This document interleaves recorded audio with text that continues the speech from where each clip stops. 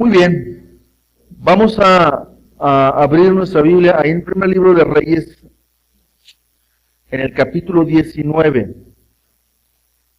Y a este mensaje, hermanos, le he titulado con una frase del mismo capítulo. Es una pregunta que le hace el Señor, que le hace Dios a Elías. Y la pregunta es, ¿qué haces aquí, Elías? ¿Qué haces aquí? ¿Se acuerdan ustedes que en la primera predicación que tuvimos en este año, veíamos también un nuevo comienzo? Y hablábamos acerca de las oportunidades nuevas que Dios nos concede siempre de hacer las cosas de una mejor manera para Él. Y veíamos también ahí en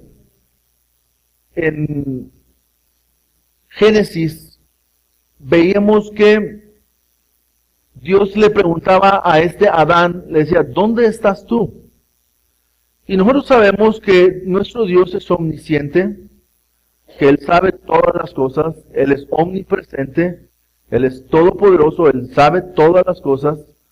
Y Él sabía dónde estaba precisamente Adán, pero la pregunta que le está haciendo es una pregunta para que más bien Adán sepa dónde se encuentra en ese momento.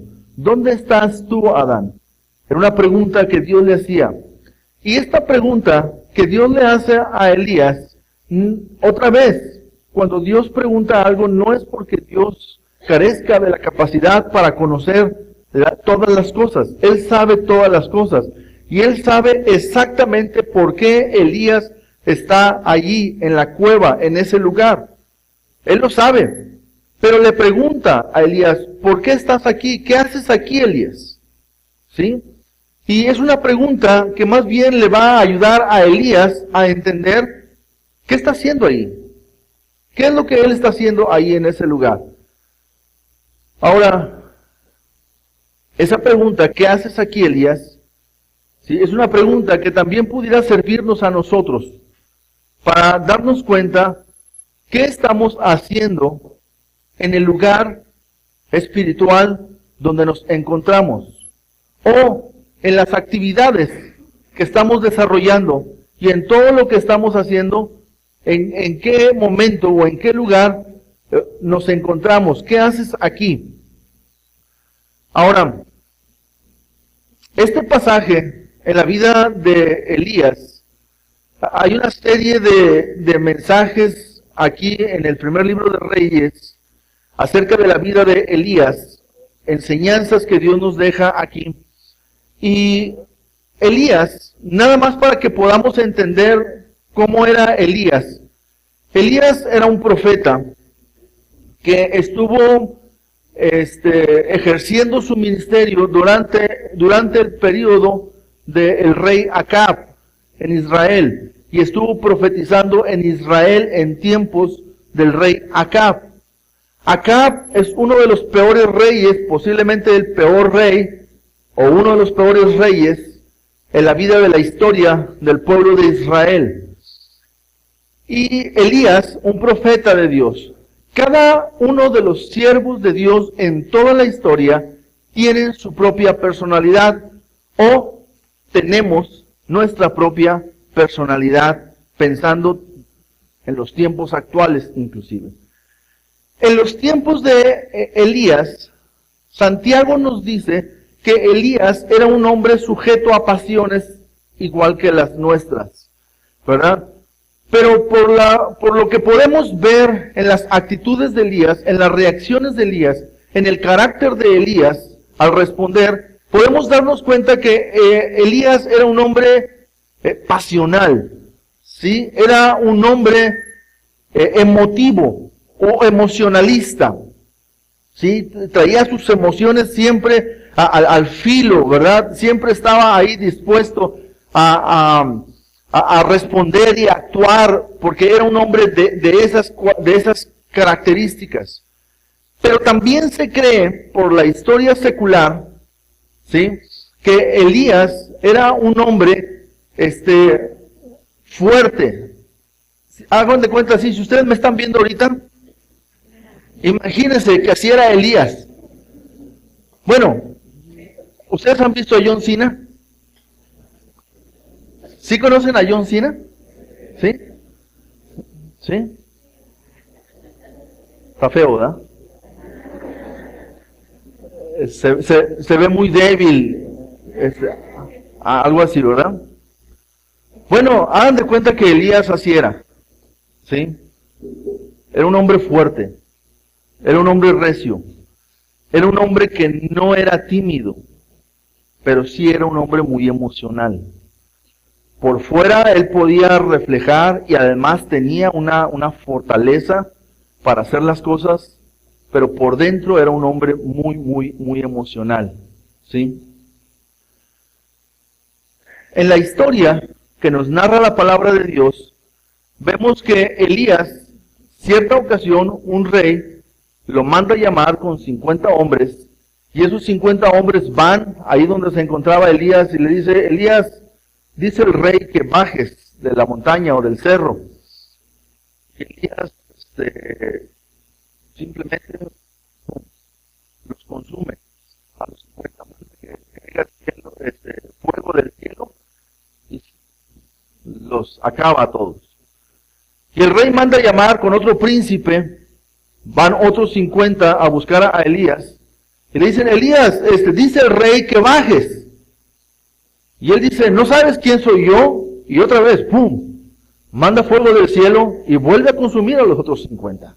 O sea, nada más para que vean el carácter de Elías.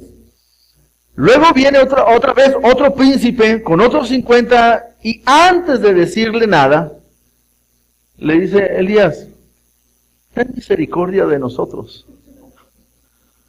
¿Sí? Por favor, no seas así. Baja. Y a Elías, bueno, baja y va. Pero ese era el carácter de Elías.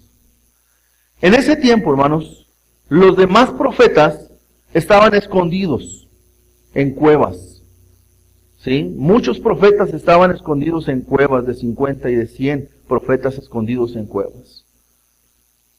Pero Elías no era un hombre que se escondía.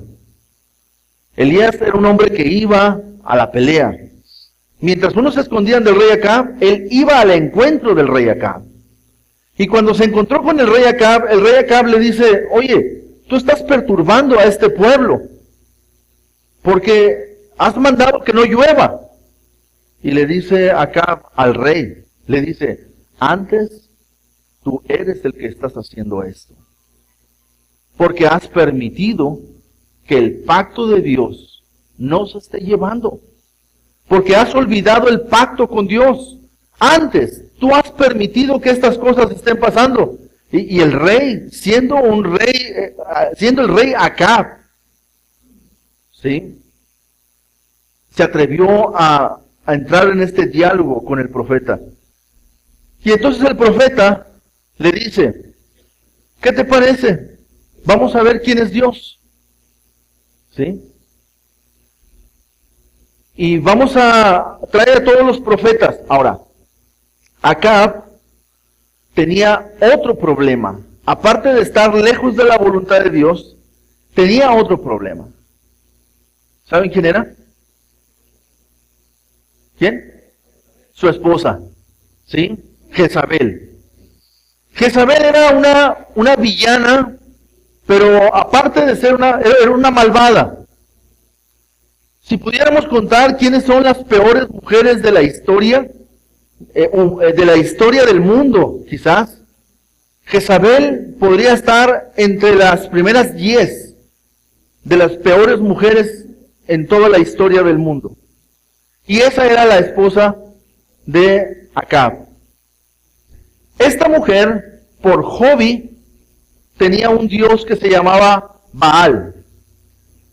Y para que estuviese completo el cuadro, ella nombró 450 profetas de Baal, que comían a la mesa de la reina Jezabel. Eran los profetas prácticamente de la reina. Eran los profetas que estaban siendo mantenidos y sostenidos y dirigidos por esta perversa mujer que era Jezabel. Y le dice Acab al rey, le dice: ¿qué te parece? convócame a los profetas de Baal, a los profetas de Acera, y vamos a estar allí en el monte, y vamos a hacer 2 holocaustos. Y el Dios que consuma el holocausto por medio del fuego, ese va a ser Dios. Ese es el verdadero Dios. Entonces, usted está viendo el carácter. Y Elías era un hombre de carácter, al grado de que cuando empiezan los profetas de Baal a brincar, a danzar y todo, a convocar a su Dios, él les empieza a burlarse de ellos. Brinquen más alto y griten más, porque quizás su Dios está meditando, ¿verdad? Y usted sabe lo que significaba ir a meditar al campo, ¿no? Bueno, antes no había baños en las casas, ¿sí? Entonces, quizás su Dios está ocupado en este momento, ¿verdad? Pero sigan clamando. Total, no responde. Cuando él levanta su altar, pone las piedras, la leña, y aparte agarra unas cubetas de agua y empieza a remojar una y otra vez, dice, para que quede manifiesto quién es Dios. ¿Quién es Dios? Y cuando clama a Dios, Dios le oye y consume el holocausto, la leña, las piedras y aún la tierra que estaba debajo fue consumido. Y en esa gran victoria del Monte Carmelo, podríamos ver todavía la vida en victoria de este siervo de Dios, Elías. Pero, en un momento, después de que él ora a Dios, y Dios manda la lluvia del cielo, y vuelve a regar la tierra, porque por 3 años y medio no había llovido. Después de todo eso, este hombre fuerte, como les platico, nada más para que tengamos una idea, cuando él salió de donde estaban, del Monte Carmelo, hasta Jezreel, eran 39 kilómetros, ¿sí? Y dice la palabra de Dios que él salió corriendo, era un atleta, salió corriendo delante del carro que llevaba a Acab. Y él llegó primero al lugar de Jezreel. ¿Sí? Nada más para que veamos la fortaleza atlética que este hombre podía tener.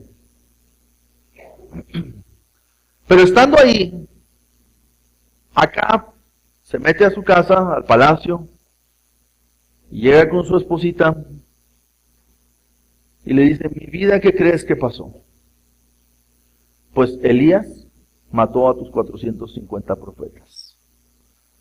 No tuvo el carácter, no tuvo el valor para reconocer que era Dios el que había hecho toda esa gran obra, sino simplemente le dice Jezabel, fue Elías.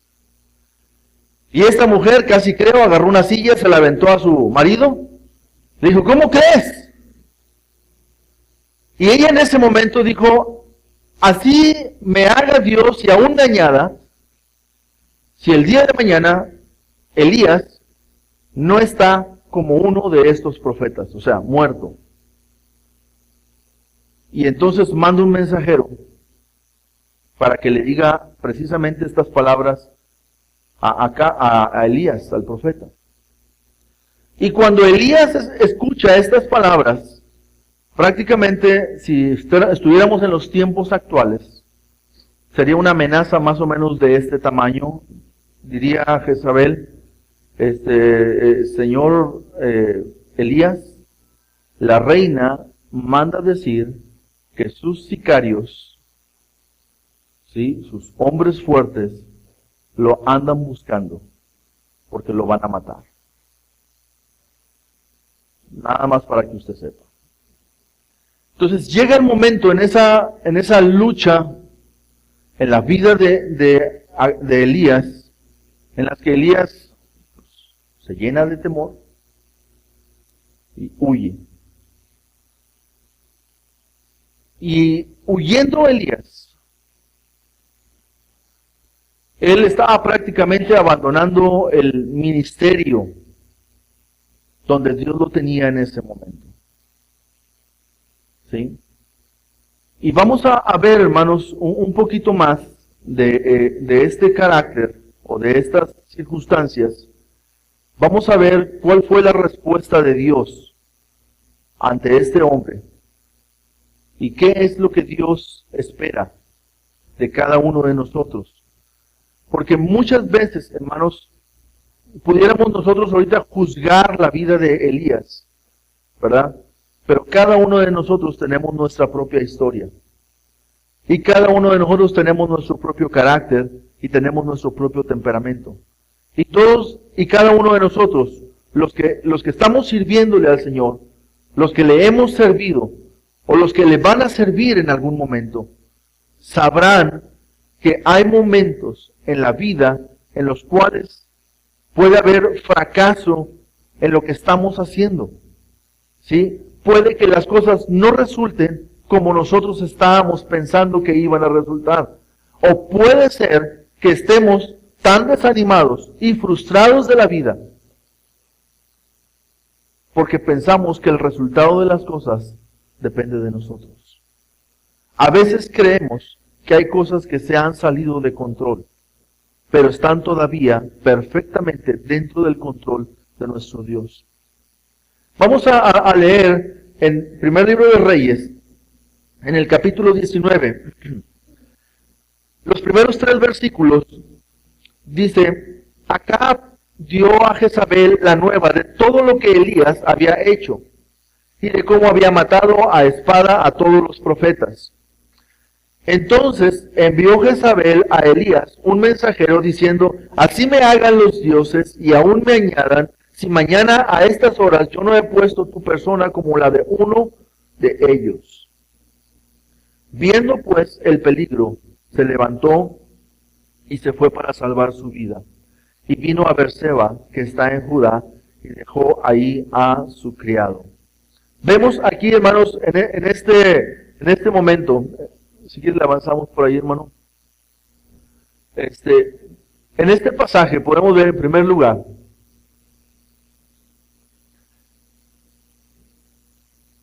los hombres, hermanos, somos emocionales. Y los hombres, las mujeres, podemos, hermanos, estar en distintos estados de ánimo, en distintos momentos en nuestra vida. Porque, hermanos, no somos Dios. Ni podemos jugar a que somos Dios. El único que es perfecto es nuestro Dios. Y Dios nunca ha dicho que la obra depende de nosotros. La obra siempre depende de Él. Y así como vemos en la vida de este gran siervo de Dios en la historia de este profeta Elías, así como vemos, hermanos, en un momento que iba victoria tras victoria dentro de su ministerio, y en un momento algo se quebrantó, algo se desquebrajó dentro de su mente o dentro de sus emociones, que él pudo llegar a pensar: ¿y cuándo se va a acabar todo esto? ¿En qué momento se va a terminar todo esto? ¿Cuándo voy a empezar a ver el fruto de lo que estoy haciendo? ¿Sí? El pueblo de Israel llevaba más de 100 años, hermanos, en los que la idolatría iba creciendo y el corazón de Israel se apartaba cada vez más de Dios. Cada vez más en la nación de Israel, usted pasaba por ahí y podía voltear a ver los cerros, y en cada uno de los cerros había altares a Baal, a Acera y a otros dioses. Y el pueblo de Israel, cada vez su corazón estaba más lejos de la voluntad de Dios, del pacto que habían celebrado con Dios, del amor de Dios, de la voluntad de Dios. Y Elías podía ver todas estas cosas. Pero llegó el momento, hermanos, en el que Elías se frustró. Y lo vamos a ver más adelante porque él lo explica. Cuando tiene un encuentro con Dios, él explica cuál es el problema por el cual él se encontraba en ese lugar. Pero llega el momento en el que él se frustra. Y muchas veces, hermanos, también nosotros en nuestra vida pudiéramos llegar a frustrarnos. Llegó un momento en el que Elías se sintió que estaba solo haciendo toda la obra. Los otros profetas de Jehová estaban escondidos en cuevas. El pueblo no buscaba a Dios, no seguía a Dios como él quería. Él pensaba que el problema de 100 años o más de 100 años de idolatría en Israel se iba a transformar por la gran victoria que él acababa de tener en el Monte Carmelo. Por todas las cosas, por orar y mandar llamar la lluvia y la respuesta de Dios, por su vida de oración y por todo lo que él estaba haciendo, él pensaba que era el momento en el que el fruto se empezara a levantar. Y a veces, hermanos, nosotros también, como seres humanos emocionales que somos, también nos frustramos cuando no vemos los resultados que nosotros quisiéramos ver en el tiempo que nosotros los queremos ver. Y hermanos, cuando tomamos esa actitud en nuestra vida, llegamos a pensar que como si Dios no tuviera control de las cosas. Como si Dios no supiera exactamente lo que está pasando. Como si a Él no le estuviera doliendo lo que nosotros estamos viendo que está pasando. Y Elías, él estaba así en ese momento, sintiéndose solo. No sé si en algún momento tú te has sentido solo. No sé si en algún momento tú te has sentido que nada más tú estás haciendo lo que se debería de hacer. No sé si en algún momento tú te has sentido que tú haces las cosas bien y que nadie a tu alrededor las está haciendo como tú las estás haciendo. Y eso te frustra. Eso te molesta. Eso puede llegar a tu vida en algún momento de debilidad en el cual tú dices, ya. O sea, Señor, ya no puedo, mejor renuncio, mejor quítame la vida, mejor ya no sigo más adelante. ¿Por qué? Porque, ¿qué pasa con este pueblo? Has mostrado tu gran poder, tu grandeza. Era para que el pueblo estuviera danzando, cantando, alabando a Dios, de gozo, de júbilo. Era para que se hubiera ido el pueblo después de quemar a todos los profetas. Era para que hubieran vuelto el corazón de Israel hacia Dios. Y Señor, no está pasando eso. Cada vez está peor la cosa. Ahora tengo una amenaza de parte de esta villana de Jezabel. Y estaba frustrado Elías por esa situación. Somos seres emocionales.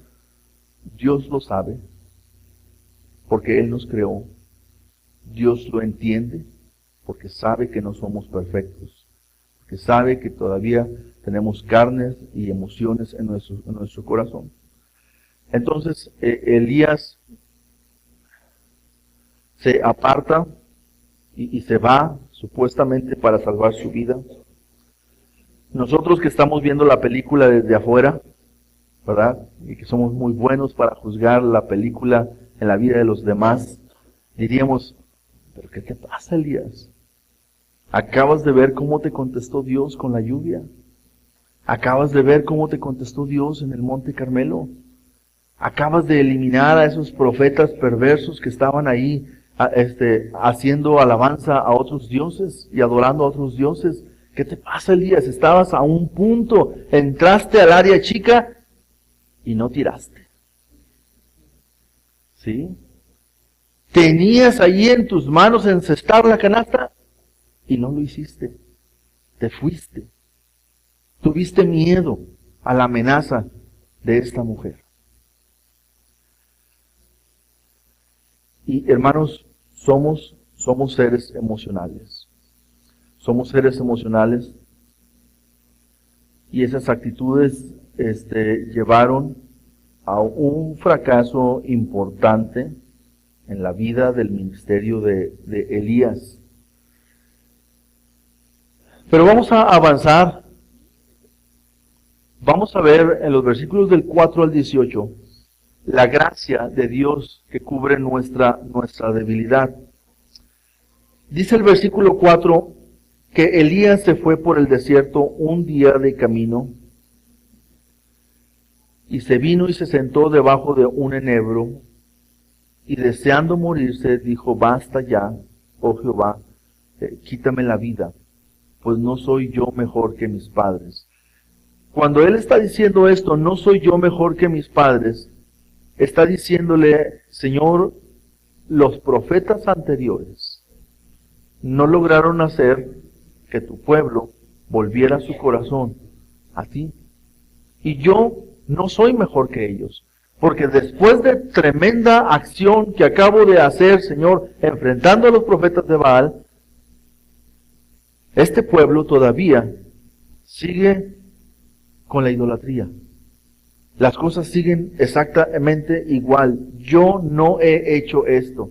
A veces nosotros, hermanos, nos creamos expectativas y decimos, hacemos el plan A y terminando el plan A, ejecutamos el plan B y después del plan B, el resultado va a ser igual a C.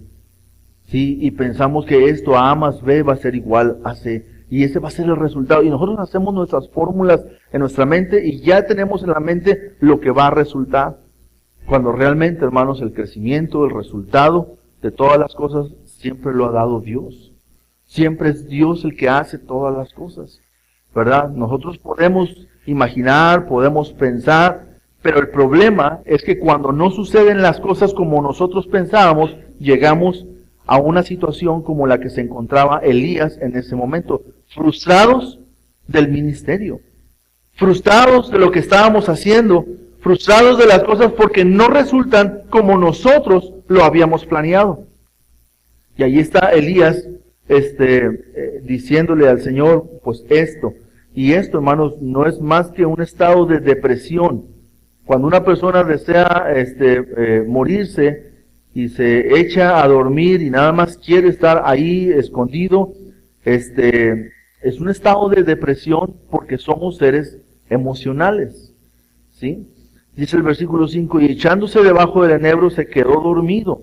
Y aquí luego un ángel le tocó y le dijo, levántate, come.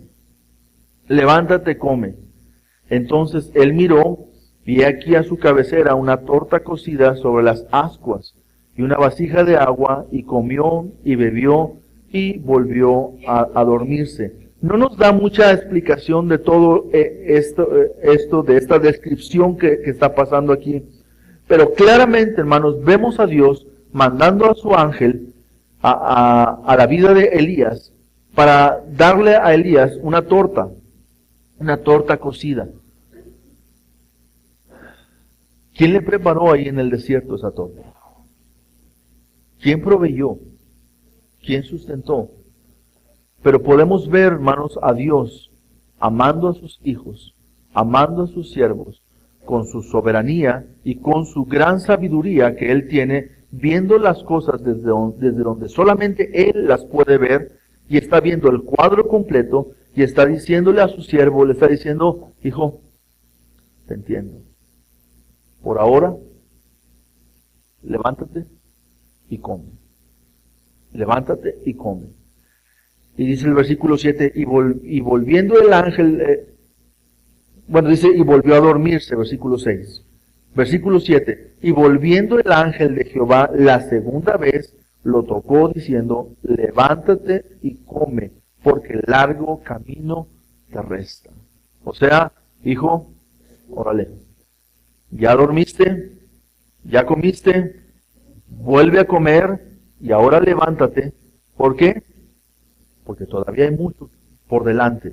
Hay muchas cosas más que todavía tenemos que hacer. Hay todavía ministerio que tengo guardado para ti y tienes un camino largo que vas a recorrer porque te fuiste lejos de donde yo te tenía. Ahora tienes que regresar a donde yo te tenía y vas a hacer todavía algunas cosas que yo te voy a pedir que hagas. Así es que, hijo, levántate, levántate. Y hermanos, hay momentos en nuestra vida en la que los hijos de Dios pudiéramos entrar en una especie de depresión como la de Elías, en las que pensamos, hermanos, que ya no hay nada que hacer, que ya no hay mucho que hacer, que el resultado está como si estuviera ciclado y no va a cambiar el resultado en ningún momento, aun y cuando yo pudiera estar teniendo algunas ciertas victorias espirituales en mi vida. Pero la gracia de Dios no nos deja. Dios sabe quiénes somos. Y Él está, y aquí tenemos un cuadro, y no es la única vez, hermanos, en la cual vemos a Dios animando, exhortando y levantando. Tenemos aquella carta que le manda el apóstol Pablo a Timoteo, donde le dice, hijo, te aconsejo que avives el fuego del don de Dios que está en ti. Sí, avívalo, otra vez, levántate, de alguna manera, échale ganas, otra vez, Timoteo, hay muchas cosas más que todavía vamos a hacer. La carrera del ministerio, la carrera del servicio a Dios es larga, es una carrera de resistencia, es una carrera de fe, es una carrera en la que vas a tener que estar siempre creyendo y confiando en que Dios tiene el control de todas las cosas. Así es que no es tiempo de que tú te eches a dormir, levántate y vamos adelante, vamos a seguirle. Vamos a seguir adelante en esta carrera. Y dice el versículo 8 que se levantó Elías pues y comió y bebió y fortalecido con aquella comida caminó 40 días y 40 noches hasta Horeb, el monte de Dios, hasta el lugar donde Dios había hablado a Moisés en aquella ocasión. Él caminó todo este tiempo, él se levantó y vemos, hermanos, la gracia de Dios también aquí obrando.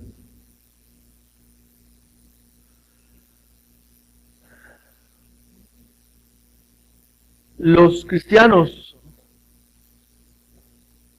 que queremos servir al Señor,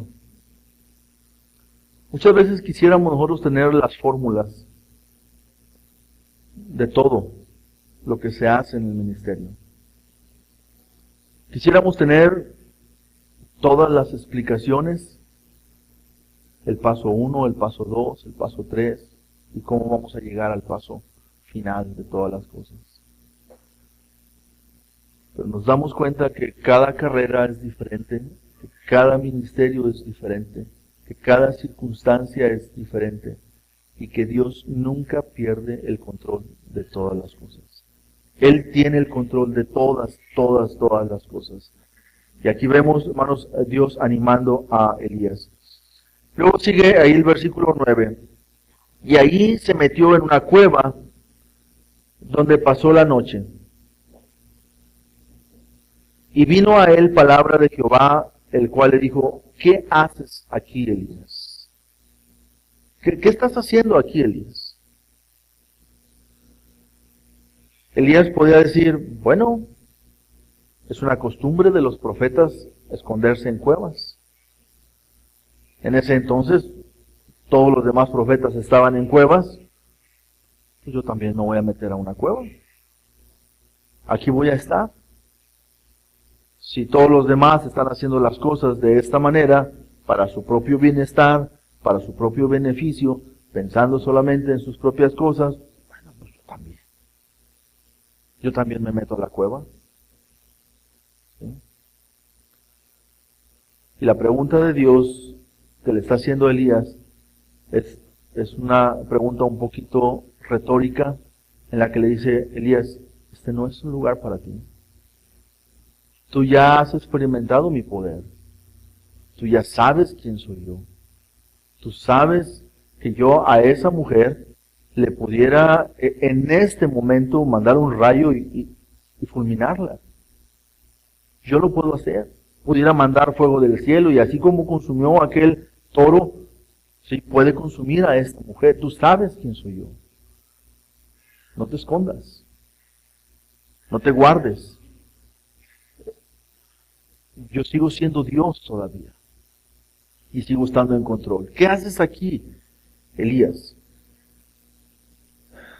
Y hermanos, yo no sé si tú en alguna ocasión has dejado de luchar y has dejado de hacer las cosas lo mejor que tú debes y que puedes para Dios, porque te pudiera afectar la comodidad con la que otros siervos hacen las cosas, con la que otras personas hacen las cosas, y dejas de experimentar lo que Dios es capaz de hacer cuando tú verdaderamente enfrentas tu ministerio con valor, con poder, con entrega, con compromiso.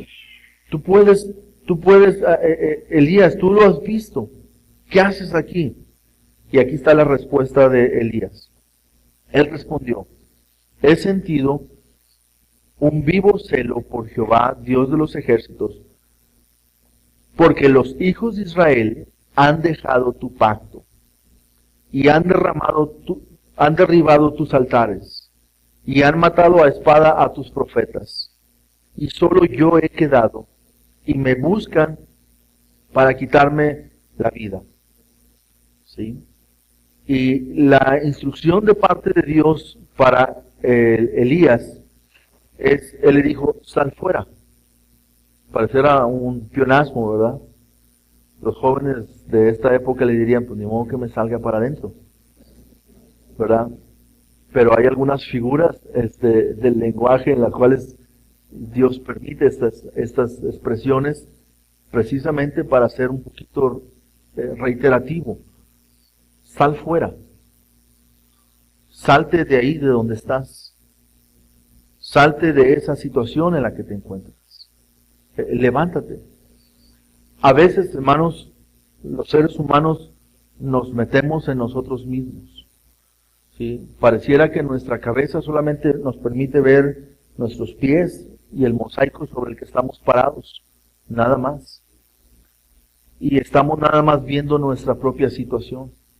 Lo que nosotros queremos, lo que nosotros pensamos, lo que nosotros quisiéramos, lo que nos hacen a nosotros, lo que nos dicen a nosotros, y cómo nos ven a nosotros, y cómo nos saludan a nosotros, y cómo hacen esto para nosotros.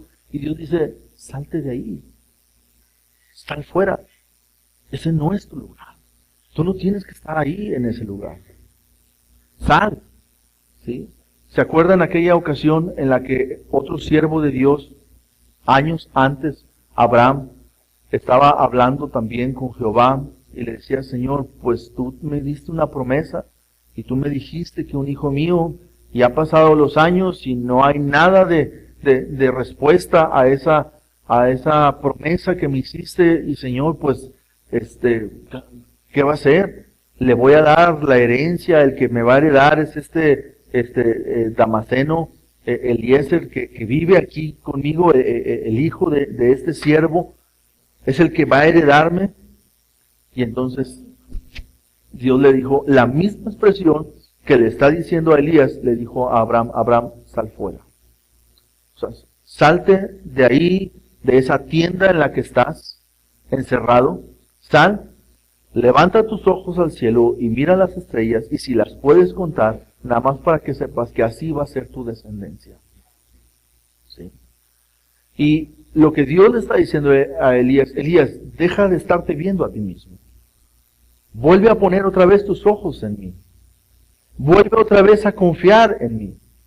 Vuelve a ser ese mismo siervo atrevido y osado, capaz de hacer mi voluntad.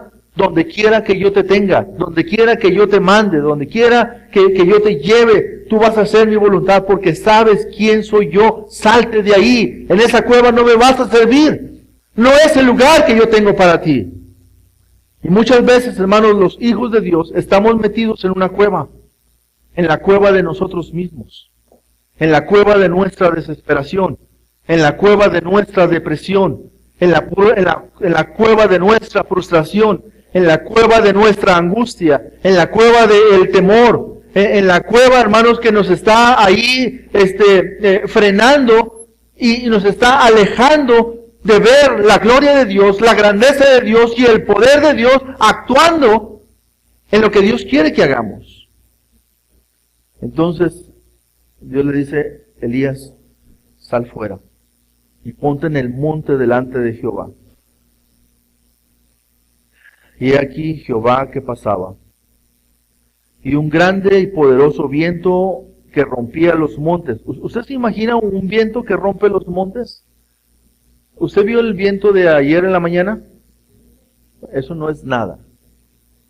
Eso no es nada. Nada más los botes de la basura se salen de las casas y empiezan a rodar por las calles, ¿verdad? Algunos cuantos panorámicos se caen, algunos árboles se voltean, pero un viento poderoso que rompía los montes, las montañas y quebraba las peñas delante de Jehová, eso es lo que estaba presenciando Elías en ese momento. Pero Jehová no estaba en el viento. Y tras el viento, un terremoto. Yo nunca he estado en un terremoto y quisiera nunca estar. Pero a lo mejor alguien de ustedes ha estado en algún terremoto. Pero Jehová no estaba en el terremoto.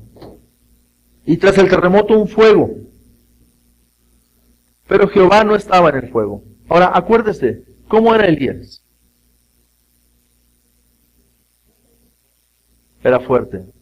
Y además era emocional. ¿Sí? Era emocional.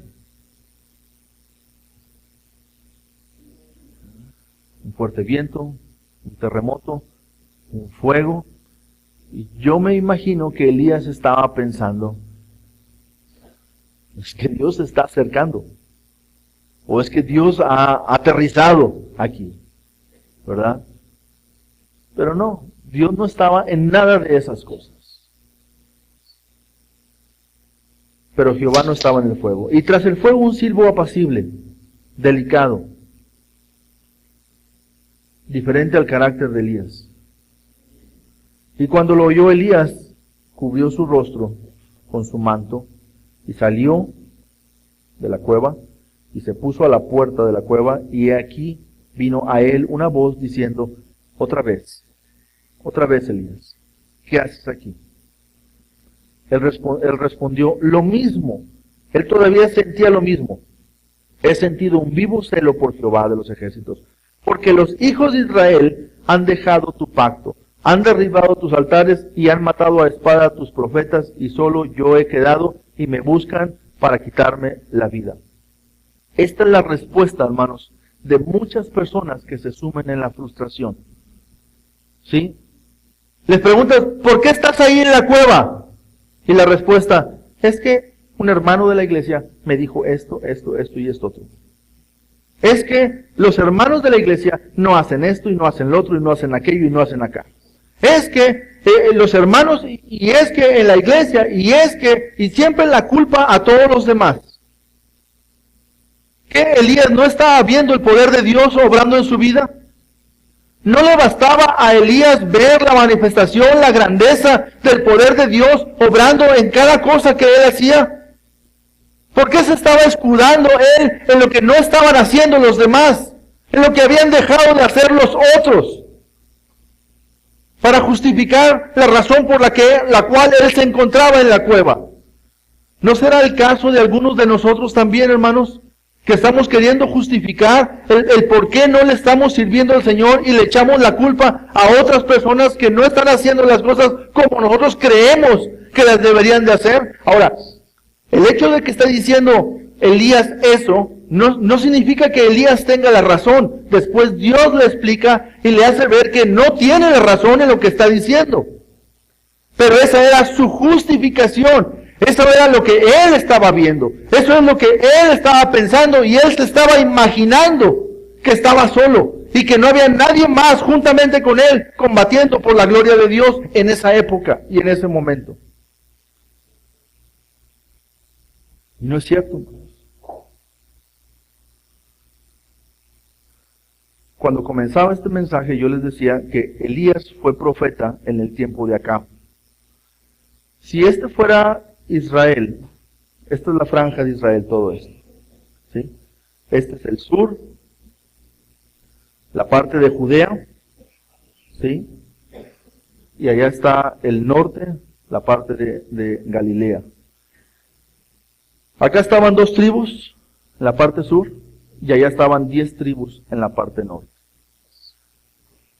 Elías estaba profetizando acá. Cuando tuvo miedo, Elías se fue hasta el sur. ¿Sí?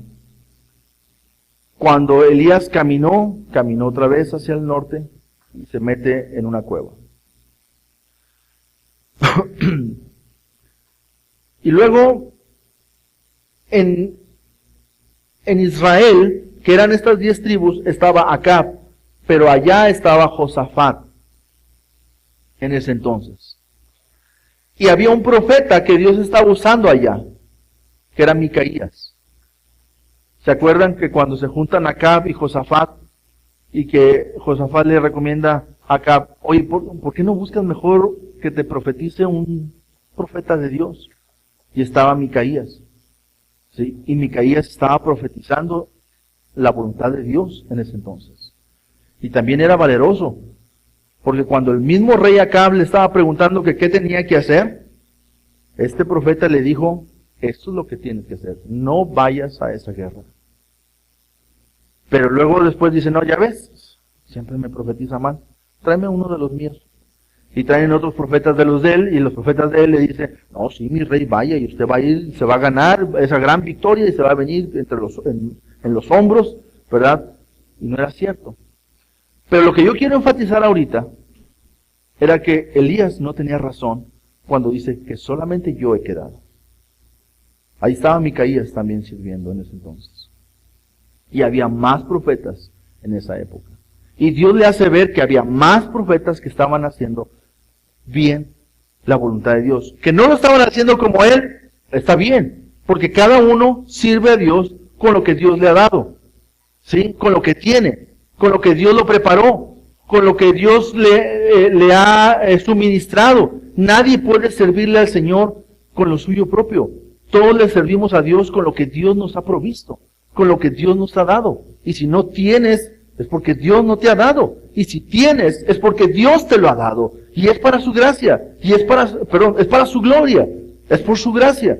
Entonces, hermanos, vemos aquí que Elías se está quejando y le está diciendo, he sentido un vivo celo por Jehová Dios. Y muchas veces, hermanos, esa es nuestra justificante como siervos. Cuando queremos hacer las cosas nosotros bien y vemos a otros que no lo están haciendo, tenemos un celo por Dios.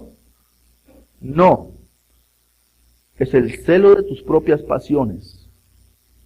¿Sí? No es un celo por Dios. Porque Dios se cuida a sí mismo. Y Dios tiene control de todas las cosas. Él sabe a quién pone y Él sabe a quién quita. Y si Dios está permitiendo que la situación esté así, en este lugar, pues es porque Dios tiene control de todas las cosas y lo está permitiendo así. Y si Dios está permitiendo que allá en el Medio Oriente estén las cosas de otra manera, es porque Dios lo está permitiendo así para su plan eterno. ¿Entendemos esto, hermanos? Yo no puedo justificarme en lo que los demás están haciendo o dejando de hacer para yo meterme a la cueva. ¿Sí? ¿O no? Necesitamos, hermanos, levantarnos. Levántate, es lo que le dijo Dios a Elías, levántate, come, vamos. Tenemos un largo camino por avanzar. Un largo camino te está restando. Y Elías le está respondiendo otra vez lo mismo. Solo yo he quedado. Y me buscan para quitarme la vida. O sea, Señor, se te acabó el ministerio. Dios, ya no vas a poder hacer nada porque no hay más profetas. Y a mí me están buscando para matarme, así que Dios, se te acabó el chiste. En serio, a veces somos tan ingenuos, los cristianos o los seres humanos, cuando pensamos en que Dios no tiene control de todas las cosas. Dios es soberano. Él es eterno, Él es el Todopoderoso. Amén.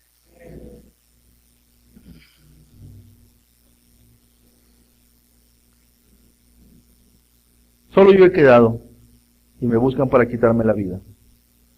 No sé si hubo más diálogo o no. Esta es la narración que tenemos de la historia. Versículo 15. Y le dijo Jehová, ¿ok? ¿Ya me dijiste? ¿Ya terminaste? Sí. Levántate y vamos, para adelante. Ve y vuélvete por tu camino, por el desierto de Damasco. Y llegarás y ungirás a Hazael por rey de Siria. ¿Qué significaba que iba a meter a Hazael por rey de Siria? Usted lea la historia más adelante y vea que este rey se encargó de eliminar a todos los reyes que adoraban a Baal. ¿Sí?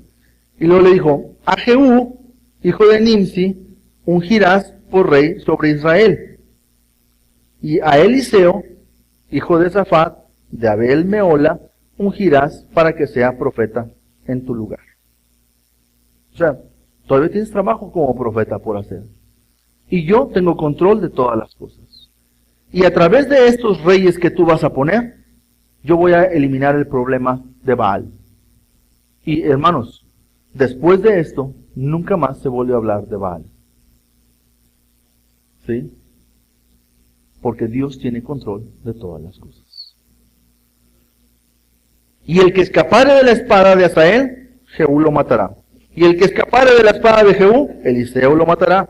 Y yo haré que quede en Israel 7,000, cuyas rodillas no se doblaron ante Baal, y cuyas bocas no lo besaron. Elías, yo soy el que tiene control de todas las cosas. Tú sírveme. Tú sírveme. Tú haz mi voluntad. Tú haz lo que yo te estoy mandando que hagas, y el poder es mío. El control del resultado de las cosas lo tengo yo. Yo sigo teniendo control de las cosas. Dice el versículo 19, partiendo él de allí, halló a Eliseo, hijo de Safat, que araba con 12 yuntas delante de sí, y él tenía la última, y pasando Elías por delante de él, echó sobre él su manto. Entonces, dejando él los bueyes, vino corriendo en pos de Elías, y dijo, te ruego que me dejes besar a mi padre y a mi madre, y luego te seguiré. Y él le dijo, ve y vuelve. ¿Qué te he hecho yo? Ve, vuelve. ¿Qué te he hecho yo? Y se volvió, y tomó un par de bueyes, y los mató, y con el arado de los bueyes coció la carne, y la dio al pueblo para que comiesen. Después se levantó, y fue tras Elías, y le servía. Usted lea la historia del capítulo 20, porque esta parte no termina, el capítulo 20, y usted va a ver hasta el segundo libro de Reyes, porque el segundo libro de Reyes en los originales no están separados. Es un solo tomo, ¿verdad? Usted va a ver en los primeros capítulos del segundo libro de Reyes, usted va a ver cómo llega Jehú, y Jehú empieza a poner en control algunas cosas, ¿sí?, de acuerdo a la voluntad de Dios, que eran los temores de Elías. Pero lo que yo quiero mostrarles, hermanos, en esta hora, es que Dios está en control de todas las cosas. Y si Dios te está mandando que le sirvas, sírvele con todas tus fuerzas. No te metas en la cueva. Y si tú ves a otras personas que no le sirven a Dios como a ti te gustaría que le sirvieran, pues nomás entiende que esa persona es siervo de Dios y no tuyo. ¿Sí? Que es siervo de Dios y que Dios tiene control de todo y sabe si lo va a edificar o si lo va a quitar o si lo va a llevar a otro lado o qué va a hacer. Dios lo sabe. Él sabe todas las cosas. Así que, hermano, tú pon tu mejor entusiasmo. Tú levántate, salte de la cueva. No tienes nada que estar haciendo en la cueva. Dios te quiere en tu servicio. Dios tiene planes para que tú hagas, para que tú le sirvas en la edificación de la iglesia. La semana pasada, mi hermano Natán compartió un mensaje en la cual necesitamos involucrarnos todos, hermanos. Toda la iglesia necesitamos involucrarnos, necesitamos servirnos los unos a los otros, necesitamos amarnos los unos a los otros, necesitamos edificarnos los unos a los otros, necesitamos exhortarnos los unos a los otros, necesitamos, hermanos, santificarnos los unos a los otros, necesitamos ayudarnos unos a otros, hermanos, proveernos unos a otros. Hazlo. Sírvele a Dios de corazón. Sírvele con lo mejor que puedas y lo mejor que tengas, que sabe que Dios es el que te va a ayudar. Cuando Elías enfrentó esas situaciones que él tenía que enfrentar, vemos, hermanos, la mano poderosa de Dios obrando a favor de Elías. En el momento en el que Elías corre, Elías se perdió de ver cómo Dios iba a poner en su lugar a esa señora.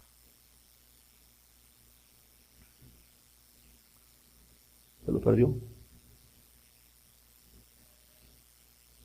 ¿Por qué? Porque corrió. Porque huyó. Porque tuvo miedo. Porque se frustró. Se deprimió. Y lo único que hace Elías es dejar de ver lo que Dios habría de hacer con esa mujer en ese momento, porque Dios lo podía hacer perfectamente. Dios lo hizo, de todas maneras después. Pero no lo hizo por mano de este profeta. Lo hizo después. Hermano, no te pierdas la bendición de servir a Dios. Dios quiere hacer cosas a través de ti. Dios te quiere usar para la edificación de su gloria. Así como en aquel entonces, hermanos, la gente claudicaba entre dos pensamientos. La gente tenía dioses ajenos, como hoy en día mucha gente sirve a otros dioses. ¿Sí? Y no estoy hablando ciertamente de una idolatría visual, pero hoy en día mucha gente se entrega y adora otras cosas. ¿Sí? Pues así también había esa tibieza en aquel entonces. Y Dios quería usar a Elías para que la gente dejara de claudicar entre dos pensamientos y llevar ese corazón otra vez a Dios. Dios hoy en día te quiere usar para la edificación de una iglesia que dé testimonio de la grandeza de Él, una iglesia que proclame el nombre del Señor Jesucristo, una iglesia que a través de su andar, de su vivir, de su edificarse, podamos mostrar el amor de Dios al mundo, podamos llevar el mensaje de Dios a otras personas, podamos alcanzar a otros perdidos, podamos edificar los matrimonios de la iglesia. Nunca pienses que ya no podemos hacerlo. Nunca pienses que ya hicimos todo lo que teníamos que hacer y que ya no funciona. No, va a funcionar. Sí, pero no es cuando tú digas. Es cuando Dios diga. El problema de 100 años en la vida del pueblo de Israel no se iba a resolver por la manifestación de un solo momento. Era algo que Dios podía ir haciendo poco a poco en el corazón de ellos. Así también, hermanos, cuando como siervos de Dios trabajamos en la edificación de una familia, en la edificación de un matrimonio, ¿sí? Los problemas que ese matrimonio tiene de muchos años de lucha, de pruebas, de pleitos, de dificultades, no se va a resolver en una plática en la oficina, no se va a resolver, hermanos, en una plática en una sala de consejería. Es algo que Dios va a ir manifestando para su gloria en el momento que Él lo crea. No tienes por qué frustrarte, no tienes por qué abandonar lo que Dios te ha pedido que hagas. No pienses que no funciona, sí funciona. Si algo no salió de una manera, inténtalo de otra, pero síguele sirviendo al Señor. Estamos trabajando nuevamente a través de grupos familiares. Ya hemos trabajado en el pasado a través de grupos familiares. Tuvimos buenos momentos en los tiempos familiares, de repente decae esa estrategia. Seguimos pensando que es una estrategia importante para el crecimiento de la iglesia, los grupos familiares. Seguimos creyendo, lo estaremos intentando de otra manera, tratando de hacer las cosas, probando de otra forma. Inténtalo, hermano. Hazlo. Reúnete. Si tú dices, bueno, es que yo los martes no puedo, pues ahora los grupos no van a ser nada más los martes. ¿Sí? El grupo se pondrá de acuerdo en cuál es el mejor día para ese grupo. Y nosotros lo queríamos organizar para que quedaran algunos días a fin de que pudiéramos, o que pudiera yo estar en todos. No voy a estar en todos. No voy a poder estar tampoco. ¿Sí? A lo mejor en uno, de vez en cuando. ¿Sí? No se trata de que yo esté, se trata de que la iglesia esté en los grupos familiares. Entonces, esa estrategia no funcionó. Vamos a ver una estrategia que sí funcione. Pero el resultado lo va a dar Dios. ¿Qué queremos? Edificación de la iglesia, que gane almas. Que añada más familias a la iglesia. Familias que se están perdiendo sin Cristo Jesús y que necesitan a Jesucristo en su corazón. Que el Espíritu Santo ha preparado y que si no los ganamos nosotros se los va a llevar alguien más o no. ¿Sí? Entonces, hermanos, vamos a hacer la voluntad de Dios. Vamos a servirle a nuestro Dios. No te des por vencido. No huyas. No vayas detrás de ese arbolito del enebro. No te deprimas. No te metas en la cueva. Levántate. Dios tiene su gracia a tu favor. Todo tiempo y en todo momento. Inclina tu rostro y cierra tus ojos.